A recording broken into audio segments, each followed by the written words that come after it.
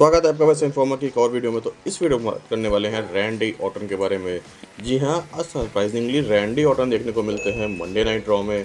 और वो यहाँ पे किसी के फ़ोन पे बात कर रहे होते हैं और उनसे पूछ रहे होते हैं, या तुमने स्मैकडाउन देखी थी उसका? तो बोलते हैं बिल्कुल तुमने देखी होगी, पूरी दुनिया देख रही है। सच में पूरी दुनिया इस वक्त ध्यान दे रही है रैंडी ऑर्टन के उस एक्शन के ऊपर। और इसके बाद वो यहाँ पे कॉल काटते हुए बोलते हैं कि रुको, मुझे माइकल कोल को इंटरव्यू देना है। और फिर हमें पता चलता है कि वो मंडे नाइट रॉ पे इसलिए थे क्योंकि भाई उन्हें इंटरव्यू देना था माइकल कोल को। बट उसके बाद वो बोलते हैं देखो, मेरा माइंड चेंज हो गया है और मैं कोई इंटरव्यू देने वाला नहीं हूँ।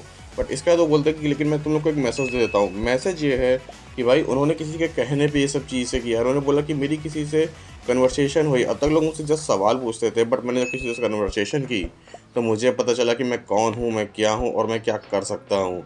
तो मतलब ये जो वॉइसेस इन इस हेड जो है सुनना चालू किया उन्होंने, सच में किसी के कहने पे सुनना चालू किया है। ये चीज़ हमें यहाँ पे पता चल गया है। अब उसके बाद वो बोलते हैं कि भाई मैं तो लेजेंड किलर हूँ और मैंने जो कोडी रोड्स के साथ किया है वो मुझे समझ में आ गया कि मैंने क्यों किया और वो क्यों ज़रूरी था। तो यहाँ से सीधे सीधे इंटेंशन दिखा दिया रैंडी ऑर्टन ने कि उनका सडन ही मूड चेंज नहीं हुआ था, उनका मूड तो पहले से बन चुका था। और जैसा कि हम लोग आपको बोल रहे थे ना कि रैंडी ऑर्टन की बातों से पहले से ही लग रहा था वो कहीं ना कहीं वार्न कर रहे हैं। वो यही चीज़ दिखाने के लिए था, यही स्टोरी लाइन दिखाने के लिए था। अब सोचने वाली बात है कि इस मिस्ट्री कॉल के पीछे कौन था। मैं आपको सच बताऊं, मिस्ट्री कॉल के पीछे और कोई नहीं, उनकी बस एक फालतू की स्टोरी लाइन है। भाई अगर आप ध्यान से देखो तो ये मिस्ट्री कॉल का जो सिलसिला है ना, ये बहुत स्टोरी लाइन में चला है और इसका कोई भी कंक्लूजन नहीं निकलता है एट द एंड। मतलब हमें आज तक पता ही नहीं चला है।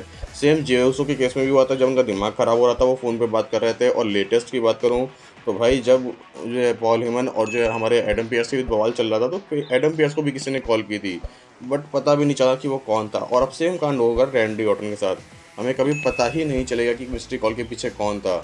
और इसके बाद लास्ट में रैंडी ऑर्टन बोलते भी हैं कि wrestling has more than one royal family. तो अगर ये सब चीज़ें सेंस बनाओगे तो पहली बात तो रैंडी ऑर्टन की खुद, क्योंकि उसका फैमिली बैकग्राउंड रेसलिंग का रहा है, तो वो भी आती है। फिर सेकेंडली मुझे दिमाग में आता है रिक फ्लेयर का नाम, क्योंकि भाई रिक फ्लेयर भी एक वैसे बंदे हैं जिनका पूरा रहा है हिस्ट्री अच्छी खासी लंबी चौड़ी रही है। और भाई क्वीन किंग ऐसे करके आप समझते ही हो, शॉर्लेट फ्लेयर खुद को क्वीन कहती हैं, तो मतलब समझ रहे हो कि रॉयल फैमिली की बात चल रही है। तो रिक फ्लेयर भी हो सकते हैं जो गाइड कर रहे हो रैंडी ऑर्टन को टर्न करने के लिए एज अ हील। और अगर इस बार WWE इस मिस्ट्री कॉल को सामने लाके रिक फ्लेयर को लाती है तो एक अच्छा एलिमेंट इसमें और ऐड हो सकता है, जिसको देखने में और मज़ा आएगा और पर्सनल हो जाएगी कोडी रोड के साथ ये फ्यूड।